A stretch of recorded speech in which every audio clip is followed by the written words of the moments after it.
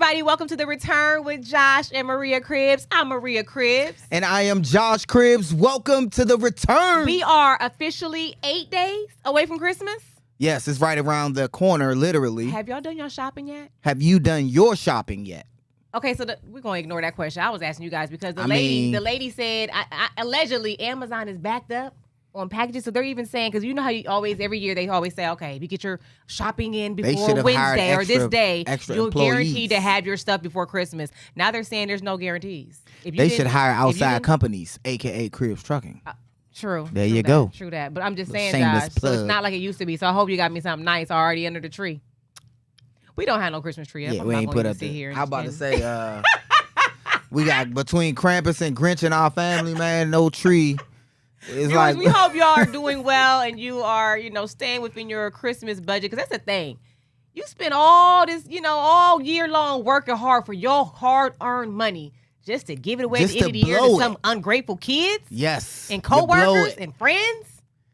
I think people should start thinking about going on a trip for Christmas and use that as a gift. I said that years Something ago. that they can benefit from. Why every time I suggest something, you ignore it? It finally makes sense now. It didn't make sense when you said it because we had two young kids and we can't blow off Christmas with two kids who still believe. Whoa. Josh still believes in Christmas. I believe in Christmas. Ryan, I didn't say it though, Ryan. I believe in Santa. I didn't say it. Like you did just now. Like you. Oh, I didn't get it. It went over my head. Yeah, everything does. Come on now. Yeah. Santa is so real and amazing. Why would you say that now? Ryan, just blur all that out. Okay, so look, you guys, welcome to the show. Hope you're doing well. Like I didn't say it though. Yeah, go ahead. Okay, so last week on the show, we discussed the Jamie Foxx the comedy special. Right. That came on Netflix. And I did exactly what I said I was going to do. I went home that night and watched it. And I enjoyed it. But I was listening to some people review it, and they were saying that that's not the same Jamie Foxx. It was rough. I'm going to just be honest. We love Jamie. You didn't like it? I watched Jamie perform here in Cleveland at CSU. And it was the Jamie Foxx experience. Just like Beyonce came to Cleveland and performed or whatever, and she called it the Beyonce experience. Right, Jamie Foxx, he did comedy and he sang. Right. He did 2 specials. It was like amazing. Yeah. So when I saw him then, and I saw him, I see him in all the shows and everything, super funny. It wasn't the normal, right? He just had a stroke. Right. Well, don't reveal I don't want to be a spoiler. He had an illness. Yeah. Or whatever. Okay. So he had an illness and he's not fully back, right? Yeah. What do we want from him, right? You what don't do we think want so? him to go out He there? looked good to me. He still was funny. That's why I understand why everybody's critique of the comedy special. I really enjoyed it. I think he's an amazing actor. He's so talented. He's a wonderful singer. He had someone special come on stage and accompany him to a musical rendition. You telling the. I know I don't want to, but I enjoyed it. So I was just hurt to see some of the negative reviews. I'm like, come on. It was mainly him telling his story. Yeah. He kind of outlined what happened to him. Mm-hmm. He was sentimental. Mm-hmm. He broke down a few times. It was strange for us to kind of see that as viewers because he's not that type of guy. He doesn't really portray a lot of emotion, in that way. Yeah. But he told his story. He was very thankful to be back.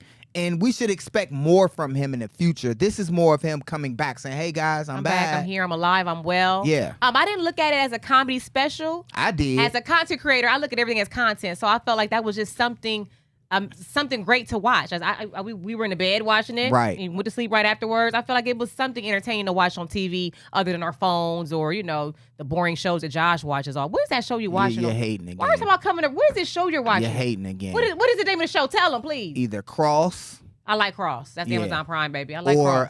I watched Madlock with the one lady from Misery, the older lady. Kathy Bates. You like that? I never watched it. You never watched Madlock, it's good. It got some young energy in it, and she coming through with her wit. And I watched From. I've been binging a lot of good series. Okay. And there's not a lot of them out there. So I watch the first few episodes to see if I can get hooked. If I can, I'm out. We need 2 TVs in our room at this point because none of us go down to the living room watch TV. We're always in our bedroom. Maria thinks there's a time limit. So if I'm watching TV, if I'm enjoying myself at peace, she always comes upstairs. You've been up here watching TV If all we both day. get like home, it's supposed to end. This is the thing. Because you got in If the we house. both get home at 6:30 and by 7 o'clock you're in the room watching TV, by the time I get up to go watch TV Every or day get to the she bedroom says this. at like 11:30 at night, No. I feel like it's my turn to watch TV. It ain't fair. Whoever get there got it. Bam. Get you there never soon. leave. You need to be a couch potato, not a bedroom potato. Hey, I'm in my room. It ain't no time limit on the TV. All right, well, look, speaking of talent, I like the Jamie Foxx special, okay? But speaking of talent, guess what kind of talent is coming here? Let me know. It's not even talent that's coming here because the talent is from here, but they coming home, baby. Ryan wrote a video, man. Let them know. Did y'all know about this? They gonna be in town, baby, 2 nights, Thursday and Friday. I had no idea, but now I know, and I just feel like y'all should know if y'all didn't know already. Y'all got y'all tickets? Because y'all always be saying, oh, ain't nothing to do in the city, this, that. They gonna be here 2 nights. They coming home, baby. It's the thing, strongest bone. Hey, you know, they might invite me on stage for real. Hold on. You got crazy and lazy. I'm gonna be practicing. Don't worry. They might call me up there, but they might not. But y'all gonna be there? I just felt like y'all should know. Baby, can we go see Bone? We did. Thursday and Friday. See, This is the thing. I got some random email talking about Bone gonna be in town at the House of Blues. I'm like, why has no one been talking about this? So I had to go and do the little video, do a little self-promotion. Bone. Then tell me what you gonna do. There ain't nowhere to hide. Hey. I mean, the legends are coming back home, baby. Easy, Uncle Charlie and the boo, and God's got it. And I'm gonna miss everybody. Hey, let's take a quick commercial break. We got Browns when football. we come back. Yes, indeed. Don't go anywhere.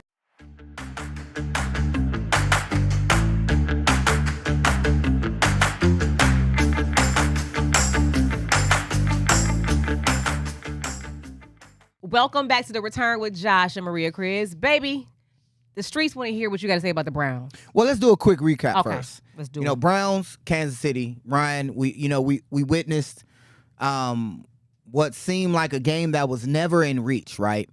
21-7. That's not a huge deficit. One score and you're in the game in any other team, right? I don't know what everybody expected. Before the game, people were like, the Kansas City Chiefs have played all their teams close. Their games close. And what I was basically saying to everyone is like, we have not this season, showcased the consistency to be able to play the type of football we need to play to be able to beat the Kansas City Chiefs at any stage of their performing this year. I don't think we had anything in the tank to be able to, not jump off sides, not create penalties for ourselves, not turn the ball over, which we did on historic value, this past week. But I didn't think we weren't going to be the team we were all year to to win this game, Ryan. What did you think? Yeah, I mean, it was another pathetic effort of many that we've seen from the Browns this year. I mean, that's really the only way to put it. And yeah, the Chiefs, they might be in close games a lot this season, more than normal. They still find a way to win games because they're a great team, a great coach team, great disciplined team, the exact opposite of what the Cleveland Browns have been this season. And the way I looked at this game was the Chiefs, who have, in a quote way, struggled, they still find a win, but struggled against lesser teams like the Panthers and the Raiders. They looked at it as, hey, we're going to come to Cleveland. We're going to take it out on a team we know belongs nowhere on the field with us, and we're going to prove that we are the Kansas City Chiefs of normal. And that's exactly what they did. They won in every facet of that game, and they embarrassed the Browns at home. I don't, when I look at the Browns now, I hope for the best, but I still prepare for the worst. I didn't see any point during the game. The game might as well have been, 35-0. It seemed like that, even though the score. I mean, Jameis had an opportunity 7-21 to come down go down the field and try to, and get us back into it. But again, the turnovers, and of course, the Nick Chubb turnover. It was 6 total in the game. Nick Chubb turned the ball over twice, and that was unlike him. We're going to talk about him in a second, but that game, I felt like it was just out of reach. And again, Ryan, Maria, no team has to really go in their playbook against us. Like, they didn't really do anything special. They punted on 4th and 1. And Andy Reid was like, look, the Browns is the Browns. We're just going to let them beat themselves. Yeah, I mean, that's been a theme this year, and Jameis even said it after the Steelers game, is he didn't feel like they beat him. He felt like the Browns beat the Browns. And they do that because they lead the league again in pre-snap penalties, and it's ridiculous. And that's got to be on Kevin Stefanski. There's no other way around it, and I get it. Listen, you probably have guys in that locker room. You're sitting at 3 wins. They're counting practices, right? I mean, they're literally just waiting to get to the offseason, and now you're shutting guys down, putting guys on the IR. The season's over, and it seems like they don't even want to be out there. Now, that's just something you have to fight. I get it, but now we're going to go into here next week with DTR, and it's probably going to be more the same, unfortunately, but you'd like to see a little bit of fight out of them in order to feel like Kevin Stefanski still is a locker room. I hope he does, but at this point, it's hard to tell because what they're putting out there is just slop. So you just said it. DTR is now our starting quarterback going into the Bengals game. I still think going into this Bengals game, if I'm the Bengals, it's like a preseason game. I'm not about to go into my playbook. I'm about to figure out, this is evaluation. Both teams really, not in a playoff picture. And I feel like this is going to be a game of evaluation. The Bengals don't have to do a lot to beat our team. What do you feel is the projected preview of this team now that DTR is, like, what does this mean for us now that DTR is a start? Are we giving up on Jameis? Or do we know we have in Jameis and they're just letting DTR see if he can stay on this team next year? Yeah, I mean, the way I look at it is the Bengals are still they're gonna play to win this game because they're not mathematically eliminated yet. Now they need some help from other teams. They need to lose to get in the playoffs, but they're not eliminated yet. And for the Browns, I like the move of starting DTR. I'll tell you why, and exactly why I think they're doing it is because Jameis, I'll tell you right now, Jameis Winston gives you the best chance to win that game, no doubt about it. But at this point, I don't know if they made up their mind if they're going to bring back Jameis as the bridge quarterback or not. I'm assuming they did, otherwise they'd be playing him. But I like it because you're starting DTR. Whatever happens, we'll see what he can do. We'll give him a fair shot at a 3-game stretch to see what he can be made of. At the end of the day, though, who cares? You'll lose this game. They probably want to lose this game. You don't want to win games. Why? Because you want to be in the top 5-7. Don't sit here and tell me DTR gives us the best chance to win. It's not. It's right. Jameis Winston, but they don't care at that point because now you're sitting here trying to lose games and maybe evaluating a little bit what you can, and they're giving DTR a fair shot, who for him, he hasn't had a fair shot his whole career here with the Browns yet. So you are in the belief that the Browns are tanking? Oh, yeah, 100%. Yeah, if I'm not going to sit here and listen that DTR gives the Browns the best chance to win this game. I don't think so either. Not a shot that's true. Right. Did they say that? Did somebody say that? No, I mean, I think it's some people out there that's saying Jameis Winston throwing so many picks, we can't win. We just can't win with him. But you don't then go to DTR and say, oh, we can win. No, it's still Jameis. Regardless, Jameis gives us the best, and definitely not Zappy. He just doesn't have the playbook yet. How do I feel as DTRs if people are feeling like, oh, they put me in so I can tank the game because they're hoping that I have no success? Okay, so I asked this question. But if you go in here and kill it, would they be upset? Like, man, you losing this game, man. What you doing? I'll ask this, Ryan. Is there anything that DTR can do that will make you change your perception of him? Or do you think there's anything DTR can do that will change his status on this team? Yeah, I mean, listen, the quickest and easiest answer is he goes 3-0, right? I mean, then you're sitting there realizing what he potentially could be. Now, I don't expect that to be the case, and just to answer your question is don't turn the ball over like we've seen with Jameis Winston, and you make throws. It's really simple. It sounds insane, but the Browns have been so starving for a quarterback that can just do the simple things right. That's all he has to do to prove to get a spot on the roster. I don't know if he's going to play himself into a starting role next season. Highly doubt it. But if anything, okay, he'll play the backup next year or... Right. I don't think 3-0 makes him QB1 next year. No, I mean, probably won't unless he goes out there and he's just somehow insanely falls out. But how if he does go 3-0, it might just be the defense. Because the 3-0 that Justin Fields had, right? It was the team. When we say that, it was the team. It just wasn't a QB going out there and just killing it. And the defense is just getting ran through. But the quarterback was just that much. He was just so far better than the team. I think it would have to be something like a 3-0 victory for DTR to completely go out there and just do everything right. He's making throws, and they're like, where's this guy come from for him to be even thought of as a QB1 next season? Yeah, I mean, I think unequivocally that the starting quarterback next year, week 1 for the Browns right now, isn't on the roster. It's not Deshaun. He's not going to be healthy. He's not going to have this camp battle that they talk about. They have to say that. Jameis Winston, they're probably done with that after seeing what he's been these last couple of games. So you think they're done with Jameis Winston as a QB1 or just period? Maybe, unless if he comes back on a $10 million 1-year deal, whatever it is, and he becomes this bridge quarterback. But then again, if you're going to have a bridge quarterback, well, you got to have a guy you're bridging. And I don't know. They're probably going to take a second-round quarterback, something along those lines.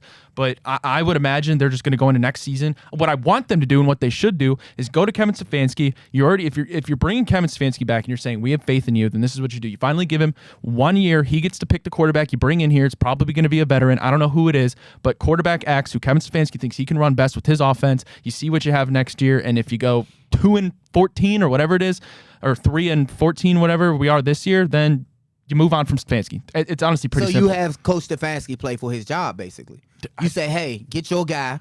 This is your season. I think we're going to get hands off. I think that Kevin Stefanski's earned that. I think for one time, if you're having this trust in him, you are pretty much out of options. Your hands are tied for next year. Let him pick his guy. Let him run his offense. And if he proves he can make it work again, which I don't even think he should have to, but it's a results-based league, what he's done for me lately, then you have an unequivocal answer that Kevin Stefanski is a great coach. Should a good coach be able to work with whatever he's presented with, opposed to having to go out and find some, I want really this guy question. right here? Because you always say it comes down to coaching. Right. And when I tell you, even though it's on a different level, Josh has been, when he's coached some of our boys, he's been giving some of the worst players. Right. And by the end of on purpose too. And by the end of the season, they in playoffs, they killing it, right? But it comes out of coaching. You know how to coach. You know how to coach someone up. Like Tomlin had mentioned, however, it does matter if at this level, right? This is the best of the best. Talent matters at a certain point. But do head coaches usually get to pick their guy? Are they just going around picking their QBs? They have say. They get to have a say. Okay. And it's a consensus. It's usually not a point to where the head coach is like, oh my God, and so I got to win with him. I say maybe under Hugh felt like that. Hugh Jackson was given a team and saying, here you go. Now go coach. And usually that's not how it's done, right? The head coach has some input. Right. You know what I mean? Even though the general manager gets to this, the overall, the head coach has input. Now, if that can be a way, like Ryan said, to say, okay, who do you want? And, however your season, and they'll say this without saying it, however you end up in this season will be because of you and your guy.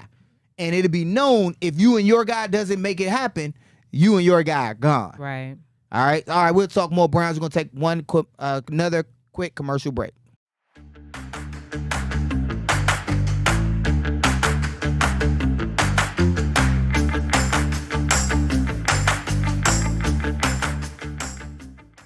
Welcome back to The Return. Now, Josh is still talking about the Browns versus Kansas City. Yeah, and it's not just versus Kansas City. It's moving forward. When we're talking about DTR starting, Ryan, and what does this mean for guys like Jerry Jeudy? He went over 1,000 passing, and for me, I feel as though now they're kind of like done far as like his production, right? Fantasy leaders who, if you got Jerry Jeudy, this might not be the week for you. I think his production will drop because now the team is kind of, like you said, tanking. And a direct reflection of that is going to be the lack of production from Jerry Jeudy. Yeah, I don't think it matters, though, and I don't think they care anymore. I mean, they know he passed 1,000 yards. They saw what he can do, what he can be in an offense when you have a quarterback that can get the ball out to him where he needs to be. I mean, if you want to look at it as this season as his audition, which it pretty much was, I mean, pass with flying colors. He's your wide receiver 1 going into next year. Even if you take a receiver in the draft, whatever. He's your number 1 receiver going into the next year. He proved enough. I get it. Like, it'd be nice for him to keep putting up these numbers. But at this point, I mean, listen, the season's moot. Nothing really matters at this point. I mean, you just want to keep guys healthy. Right. You want to talk about shutting down Myles Garrett if you can. I don't know if you're going to be able to not let him get out there. I mean, Myles will play whenever he can. But, yeah, you're at the point where you're just doing everything in your power to keep guys healthy for next season. And you said Myles Garrett. Shout out to Myles Garrett. He's the only player to ever have 7 straight 10-sack seasons. Wow. So that's a feat for him. And, congratulations. Guys like him may be still fighting, Ryan. Defensive player of the year again, maybe? Yeah, I can't imagine that award would be given to somebody on a 3-14 football team, well-deserved or not. I mean, we know how the narratives and the media work on those awards. But, I mean, listen, he's, like we said, I mean, he's on track for a Hall of Fame career, no doubt about it. He'll be in Canton one day. And I mean, listen, I don't want him to play because I don't want him to get hurt. But that's easier for me to say than for him to accept. Right. That's how I feel. And looking at this team going forward, it's like, man, how as a fan, how do we find solace in watching them when DTR is starting and you don't see any daylight from this team. Nick Chubb went down last week. Very unfortunate. We felt like, as it related to Nick Chubb, Maria, we wanted him to have this season to get back. Yeah. To get back and to say, all right, I'm shaking it off. I'm going to at least come back next year, or even for the last few weeks to come, be on fire, leave on fires, and then bring that momentum into 2025. Right. That's not looking like it's Is it a broken ankle, broken foot? Broken foot. But yeah. And he does require surgery. God. Sometimes broken foots, a lot of times they don't. You put the cast on, the boot, and you do the rehab and it heals after a month or so.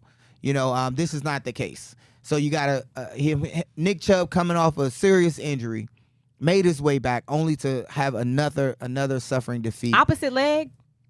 Does anybody know? I'm not sure. You know how sometimes you get injured on one part of your body, and the other side you're compensating with the other one. Yeah, wearing the other one down. I don't think it matters, because it just, if anybody can come back, right, and we said this last year, it'll be a Nick Chubb. Mm-hmm. He dealt with the injury before, but another injury. Well, this surgery, one's not as significant as the other one. It's a broken foot. Okay, it's not right. But even without the broken leg, it was a difficult. He doesn't look like the same Nick Chubb, and seeing him in person, I'm like, man, he looks like he is the old Nick Chubb. At Adonis, right? And it just hurts for him because everyone has to understand that the NFL is 100% injury. It's not if you're going to get hurt, it's when. Right. Ryan, how do you think Nick Chubb responds from this? Do we think that his career may be over? Is that a good possibility? Yeah, I mean, I think that's a great possibility. I'm not going to say it's going to happen, but the way I looked at it was Nick Chubb coming into this season. I mean, after the disgusting on-the-field injury we saw with his leg in Pittsburgh over a year ago now, I mean, I was under the influence of when he comes back next season, whatever he does, I'm taking it as a positive. The fact he was just able to get back on the field again.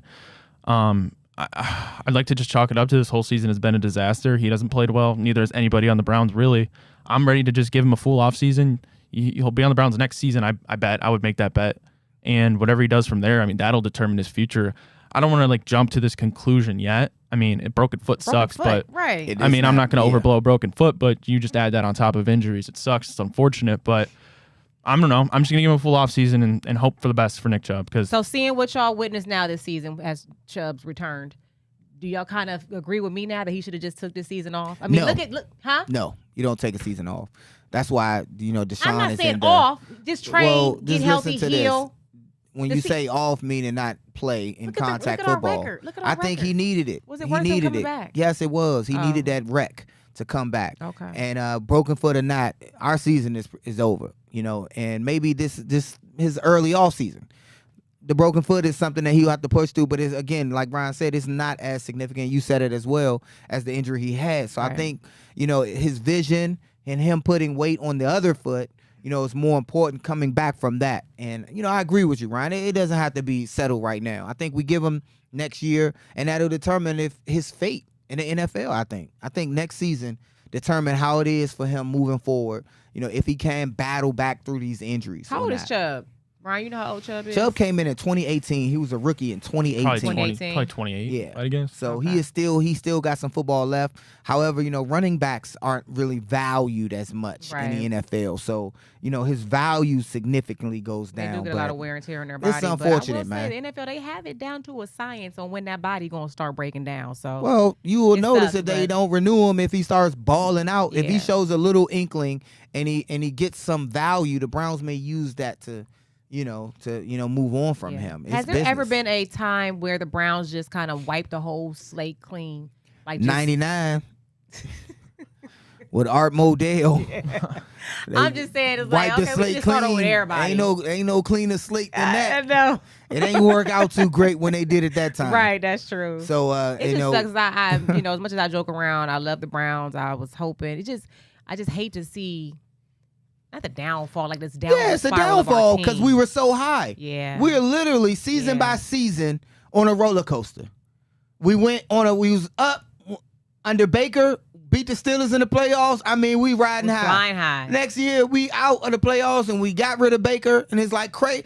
Flacco, now we up. We Flacco fever. Don't be trying to skip Watson. I was But no, that's what I'm saying. I was hopeful that Watson was that came year. in here and kill it. He was there that year. He got hurt. Before Flacco, though. And then now it's this year. We back down. Right. And I just, it was under Stefanski. We was up under Stefanski 2 years, and those are 2 years he won the coach of the year. Now we're down 2 years, not back to back. I like what Ryan said, though. If he can give Stefanski a chance to bring his own QB in and run his own system and see what he can do, give him one more season and see what he can do. I agree. Okay, I like that. Talking to Browns, kind of makes me depressed a little bit. This weekend, Browns-Bengals, who you got? Ryan? Bengals. I mean, they're still playing for something, right? They're still playing Joe Burrow's for an something 'cause MVP season, and I don't care how bad their defense is. And yeah, I mean, that's a good test. You're playing the worst defense in the NFL if you're DTR. There's your chance to prove something to the Browns organization. But I'll take the Bengals because they're actually playing for something. Joe Burrow, he had that heat exchange with his head coach. You see that? You see that photo, Ryan, I sent in? They over there, you throwing F-bombs at each other. Hey, have you ever done that? Have you ever done that to a coach? Yeah. No, I had more respect than that. No matter how heated I am. So you basically saying Joe Burrow wasn't raised right. He wasn't raised right. No, I'm just telling you. I would just take the coach over to the side. Like, I have more respect for my coach, and we can be mad as men. This is effing embarrassing. Yeah, you see the game, Ryan, that he's referring to? Things say that I had a lot of opportunities to say that to a lot of different coaches and players and fans, and I didn't. We all out there giving it our all. It ain't like they, So Maria, Bengals, Browns. What do you think? Bengals. Yeah. I say the Bengals too. Yeah, the Bengals. I hope, again, prepare for the worst, hope for the best. I hope for the best. It ain't like I'm rooting for the Bengals. It's just what we see. Buckeyes, Tennessee. Who you got, Maria? She got the Buckeyes. Ryan, a Cincinnati grad. Who you got? Yeah, I think the Buckeyes will win. I think they're a way more talented team, better coach team. Although, say what you want about Ryan Day. I mean, from an outside point of view, I'm not a selfish, privileged Ohio State fan who demands instant success. Selfish, not even instant. I know he's losing. I know it's been 4 years they have in Michigan. So instant probably wasn't the right word to use. But listen, if I was a fan of a team that had a shot at a national championship every single year, I wouldn't be calling for that coach's head. I wouldn't either. And I think you used the perfect word. Because every time I'm not Ohio State, I have an affinity for Ohio State fans. I'm in Ohio. Sometimes Browns fans, they root for the Buckeyes. Because every year. Not sometimes. Don't play with them. Every year they have a chance to win a national title. Yeah. And every year the coach is on the hot seat for one loss. It's expected. Ohio State University always make it that far. Come on. I just don't. That's not real. That's just like with the Browns. As long as the coach can beat the Steelers, he has job security. Come on. No, he does not. No, he does not. Because if you lose to the Steelers and you get in the playoffs, you might win Coach of the Year. It's the playoffs and it's the getting to the show. If we lose to the Steelers, Stefanski's job is not on the line if he gets to the playoffs. And that's crazy how that's done in Ohio State. So I agree with him sometimes. But all right, Bengals. We got the Bengals. We got Ohio State winning. All right, enough of the Browns right now, man, because it is really depressing. Let's take another commercial break. Hold on, don't take no break. Yes, I was just saying it was nice to see Taylor Swift's guitarist on the stage. Yeah, she didn't even come to the game, so let's get out of here. Oh, we be back. Oh my Lord.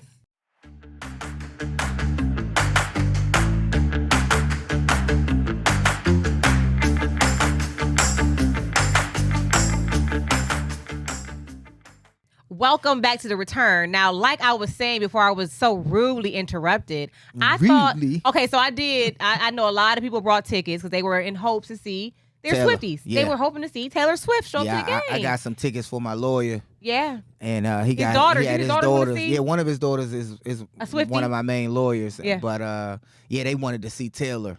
And they were so disappointed that she wasn't there. But I thought it was a great she's a busy woman, but I thought it was a great gesture that her guitarist, which I think they said he's from Strongsville. Was it Cleveland native? Look at that. And so I thought, okay, that was a good representation. It was. And Kelsey Brothers always rep Cleveland to the fullest. All day. I love that. Now, last week we talked about, was it Bill Belichick was going to UNC? Okay. He's official. He's official. Yeah. Yeah. Okay, so I think it's about to get crazy in college football because you see your boy Mike Vick. Yes. I see what's going down. I see the trend. Like I said, I see the trend. Sacramento State. And he also, if people didn't know, he also interviewed at Norfolk State. Really? That's where he's from. Right? Yeah. Bad news. So, You should see a trend of NFL standouts taking college head coaching jobs as they need to. And I will say this: this will make me want to watch college football even more because I want to see Vic with the headsets on, and he should go out there with a dog and it's on the leash. Oh Lord! And go and be like, look at me now, bone up. Look at me now. No. Like my dogs ain't wrestling nobody, because he went to jail for that, Yeah, what I'm saying though is this makes me tap into the college football Ryan, scene even more because enough time has passed. Yeah, it was a lifetime ago. Enough time has passed. So he can joke about it now. Okay, so look. We started watching Coach Prime. Right. And it wasn't that I was necessarily a Jackson State fan or a Colorado fan. I'm a Coach Prime. Like I'm buying into the whole, program, right? Yeah. The whole personality behind it. I feel like if you start allowing more of these, and Mike Vick's not just an ex-NFL player. He's one of the greats, right? It makes me want to watch because I'm looking at it as this player versus this player. I'm not even looking at it like team versus you know what I mean? Yeah. Right. I get that. I like it. I like that. Right. I mean, he definitely brings something to the table, and it's, that's what it is now. That's what football is, entertainment now. And it's but you have to give me a reason to watch. You have to give them a reason to watch. Coaches, I'm like, who is that? Who is that? What did he? I think in my head, I'm always like, a lot of times people tuning in for the entertainment. Yeah, Prime on the sideline. What they gonna say? Yeah, but I'm also thinking in my head, just us being in this industry, I look at it like, some of these no-name coaches, I'm like, well, what level do they make it to? What qualifies you to be teaching and doing what you're doing right now? Well, so when I see an ex-NFL player at the helms, it makes me respect them more. But it makes me also want to see what their scheme and their game plan is, because when they made it to that level, they've been coached by the best, trained by the best. They played against the best, so they know what they're doing. And when they do become head coaches, a lot of times they can transfer that knowledge, and that's what the most important part is. And when you want to play your knowledge to other guys, college recruit or a high school hopeful, when you want to play for someone who has been where you're trying to go, whether it's the NFL level or the college, you know what I mean? You inspire me. Yes, continue to talk. No, I'm just saying, if it came, because I think college comes down to recruitment anyway. You got to try to get some of those big names to your program. Yes. And some of the smaller schools, NIL. NIL. He supposedly has $50 million already allocated to the school if he comes there to coach. Did you see the and I should have had this pull up. Man. I didn't send it to you, Ryan. Right. Did you see Adam Schefter get into it with a coach, a former analyst on X? No. Yeah, so a former analyst was like, ain't no way, and he's a coach right now. He was like, ain't no way they got $50 million. So Chef kind of dug into it a little bit, and he was like, yes, they do, blah, blah, blah. Then he added the analyst, former analyst coach, basketball coach's schedule on the tweet or the X, which shows them last in their conference. He told him, hey, worry about your team, not what I'm talking about here on X. He basically was shots fired. He was like, hey, I'm top of my game right now. You need to get to the top of yours. Look at your schedule. And he showed their team last. Like their record? Their rankings. Okay. And they were at the bottom of their. Schefter's the GOAT. Man. Dang. Yeah, so it's serious out here, man. Apparently $50 million in NIL money, and I think that's what it's all about now. When you're paying athletes, when it's about the stardom, when it's about why an athlete should choose your school over another, these are the things that would be a draw. Yeah. It's a no-brainer. Oh, I want to play with the Pro Bowler. Everybody want to go to Oregon. Yeah, I want to play with somebody who's done it before. Yeah. I want to learn from that guy. Yep. Kent, shameless plug, but go ahead. I'm sorry. Go ahead. Continue. Okay, I'm just excited about it. So, look, I want to dive into a different conversation, but I feel like we need to take a quick break because this one's going to get ugly. So don't go anywhere. We'll be right back. Ooh.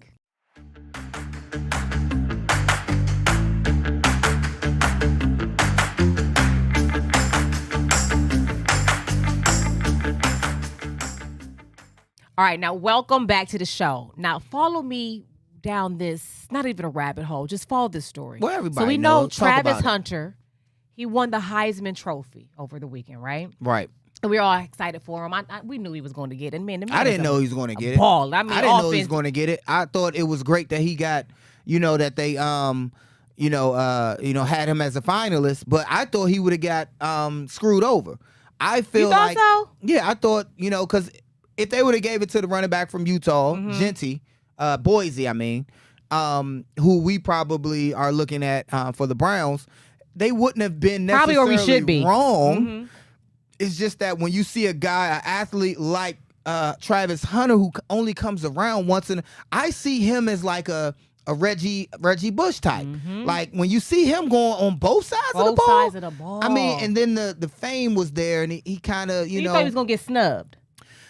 I just, you know, whether it be snubbed or not, there were other qualified athletes. I'm not saying he was snubbed, but go ahead what you were saying. I didn't think, I knew hands down that Travis Hunter was going to be winning the Heisman. Right, I think there's an argument for both, but go ahead. Yeah, so congratulations to him and his family. Congratulations, definitely. But there's a different conversation that's going on right now. So, and I'll tell you what I noticed. When Travis Hunter got up to the stage, I think one of the first things he said, he thanked his fiance, then he thanked his mother, then he thanked God, right? I'm like, okay, that's interesting, whatever. So then I go to social. They're getting backlash saying his girlfriend didn't stand up when he walked over to her. They're saying that Coach they don't like the way she stood Coach up. Prime had to nudge her to get up, which he did. Yeah. Then they showed pictures of the they were doing something. I think an event. He was doing an event for Adidas, and they showed her over there, which seemingly looked as if she was irritated. No, or they had a conversation. Had an attitude. You could kind of hear it. Right. So I'm like, man, Josh, you remember being 21. How old is Travis Hunter? Like, early 20s. Right. A young man. His girlfriend is receiving a lot of scrutiny, right? So I'm going to speak to and I saw a particular comment, which I should have screen grabbed for us, Ryan. A woman had put, she's like, where are some of the older professional athletes' wives that can school this young lady, right? Right. Go ahead, Maria. Tell her what. No. Go ahead. I feel like there's nothing to school her on. I think when you're in a spotlight like this and you got cameras on you, sometimes the cameras are showing who you are. So if you're sitting over there with a pouty face or attitude, then that's just what the cameras have to grab. Ahead and tell her. But he might like that. Now he did come to defend his girl. He said she's been crying. She was crying all night about this situation. I think you should tell her how he said they had been locked in for 5 years. Though. Listen though, they had been locked in for 5 years. That's his girl. Leave my girl alone, which I understand it. But Josh, you were 21. We got married in our 20s. Our parents couldn't tell us nothing. So we can't tell them nothing. Now, I know what everybody's thinking is like, oh, you know, we've seen this all before. You know, athlete gets with a young girl and he's so in love and he ends up marrying her and they take half their money. You don't even know if that's going to happen or not. But what I was saying pertaining to her is maybe she needs to work on her attitude a little bit more. Because when the camera's on her, it does seem like she's and that's where irritated. You would give. She might be a nice person, but the camera input. The camera's always looking like she's irritated, got an attitude. Right. She telling him, come on, let's go. What am I supposed to do? As a wife, as a future wife, which she will be, you got to kind of have your own thing going on because if you're sitting up under a man, you're going to get bored. You're going to be ready to go. Let him do his autograph signings. You go do what you want to do. Go start you a business. Go back to school. Go invest. But you cannot be sitting up under him and then be, come on, let's go. Hurry up. What you want to do with your family? I think that was a bad he's working. Look. I think that's Maria's advice to her is to, you know, understand that the cameras are always watching you. And that may not be her, but that's what you portrayed. The camera's not making up the gestures. Right. I think, you know, they were at odds, which is normal, right? But like the cameras she was ready seem to go. Always get them at odds. And when you're But she was ready to go. And what I'm telling you is that doesn't mean that, you know, there's trouble in the water. Just because she was ready to go in that instant. Just because you keep catching her at these bad moments, I think everybody just don't like her. I just think that they've been together for 5 years. I don't think it's that people just don't like her. I think that was before Jackson State. Well, but what you mean 5 years? That's how long they've been together. Are you trying to insinuate that she couldn't possibly be a gold digger because she was with him before he got the gold? I'm not saying he's been a 5-star athlete for some time now. He was a 5-star coming out. Okay, but I'm out of high school. If you watching them at like that serious out of high school, because she's older, right? And if you picking them off at 5-star recruit status, I mean, like, goodness gracious, the level of investment that you have is remarkable. Well, she is what you would call an A1 day one, because he didn't have anything coming out. It's 5 stars that don't really make it sometimes. Wait a minute, don't ever negate potential. Now people can see your potential. She hopped on him for potential. Think about the basketball players. That's not bad. Think about all the basketball players in this area who get all of a sudden all this whole entourage start hanging around him because they see where he about to go, whether he got the money now or not. So don't get it twisted, Josh. Is that a bad thing for a girl to see potential in you and then want to be around you? No, to her defense, he tried to holler at her. She said he slid in her DM, so he pursued her. But I think it's just that we care. Like, we feel like Travis Hunter is one of us. We're so proud of him. We're so happy for him. everybody just feels like, he's one of our own. We want to make sure he's might protected. Be a gold digger. But That's he's young. why. No, I think they just want to make sure he's protected. He's being careful. But he's saying, hey, I got this. Sometimes you got to learn, if there's anything to learn at all, you got to learn by making your own choices. I think people see Travis as well, his personality. They want the best for him. He's a good guy. Yeah. He pays some of the NIL money for the players on his team. He seems you know that? to be a really good guy. No, none of us know him or her personally, but it just seems like every time the camera's on her, it's attitude. And even if it's not, even if they want to, they shouldn't be able, you can say, oh, it's editing, but they shouldn't be able to edit out 5-7 seconds of you having an attitude. You're in the public eye. Just clean up a little bit. Have a little bit more emotional maturity. You can't be, I might be, hold on real fast. I might be ready to leave right now. I might work right now. I'm ready to go. But I ain't got to show it. You know what I'm saying? You might have been sitting over there bored, ready to go, trying to find something to do. You don't have to show it. Work on that a little bit. When you be mad at me, you be like, hold on. No, I don't. But what I'm telling you is that she came out. They didn't like that. Travis came out and said something, and she came out and said something. Because he feels like he has to defend his woman, which he should defend his woman. No other time in history have we become such a informational-based society where everything happens and it's caught on camera, where you gotta be, when you're in the limelight, and you just got to be ready. And the athletes right now have to have their media presence already ready in the collegiate level. Some of them in high school. When I was at Kent, we had to go, and a lady, Lisa Levine, came to talk to our school and in the NFL to make sure we was media ready. That when you enter training, the media, artist development, the public, absolutely, you have to be trained well in the way you speak and what you represent, because you're not representing yourself, representing your family, the school, the team, everybody. I think she just needs to, have a little bit of that training well. Sometimes when you with a star, you have to have that media balance as well. All right, look, Josh, he said what he said, and I said what I said. So I still think it's strange we talking about him and his girlfriend. That's his girl. He said leave him alone. Right. They good. And we got one more break to take. Don't go anywhere. We'll be right back.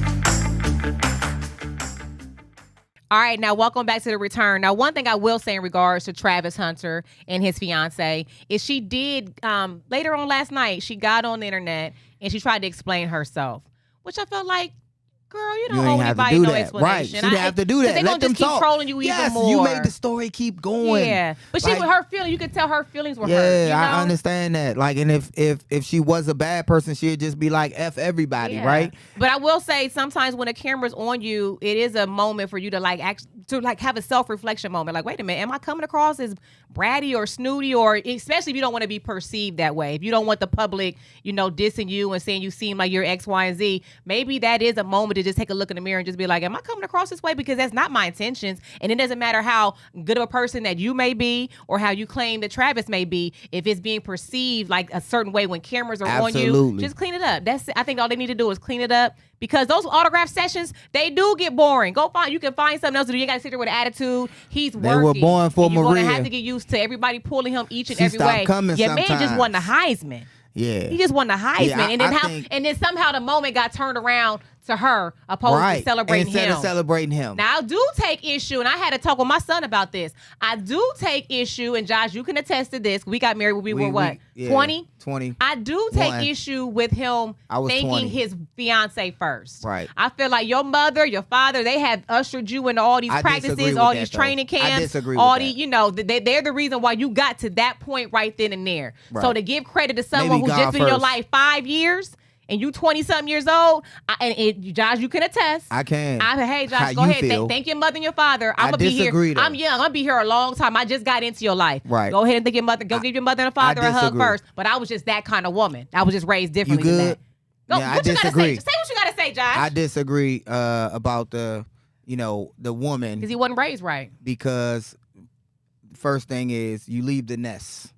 Right, that's just his fiance. They're not married yet. They don't have no kids. Hey, that's his fiance. He basically married to this his mother girl. birthed him. In some states, and when you with somebody for 5 years, or I think it's 7, that's common law marriage. Like they got this. They filed their taxes together. Cut Josh's together. mic off. Hey, I they filed their already taxes had a together. talk with my son Israel. They filed their taxes I said, you see together. how many games, how many practices, how much me and your dad travel up and down these streets for you and these highways for you to do your AAU, your basketball, your travel baseball. We know our son you loves better us. not ever get up to grab no Heisman trophy and thank And thank the someone girl. else other than God and us first. You gonna see him getting tackled on that stage. I mean, we know Try our me, son Israel loves Cribs. us. Try me. He gonna be tackled on ESPN because I'm not playing it. I worked too hard for my son to Hey, get she to said where what he at she for that said. moment to him thank somebody else. She said what she said, and I okay. And Josh, tell him I'll be like, go hug your mom. Yeah, I ain't like that. And I got though. married real young. I Go didn't hug want your. to hug my mom. I wanted to hug my I said, wife. go hug your mother. I just got here. I'm gonna be here a long Yeah. time. Go hug your mom, your Yeah, dad. I'm not a baby. I'm not a child. I needed my wife. Again, I'm on both Right, sides. Ryan? You of agree this. with us, Ryan? I'm on both sides. No of comment. This. Ryan, he like, man, my name is And Bennett. Ryan, like, it's the and end I of the ain't show, in it. too. Look, we love you guys so much for watching. We got to go. Hope you enjoyed the show. Make sure Go you like, Dogs, share, subscribe us on regardless. YouTube. And we'll Regardless. see y'all next week. Go Go Dogs Dogs. against the Bengals. See you next time. Peace.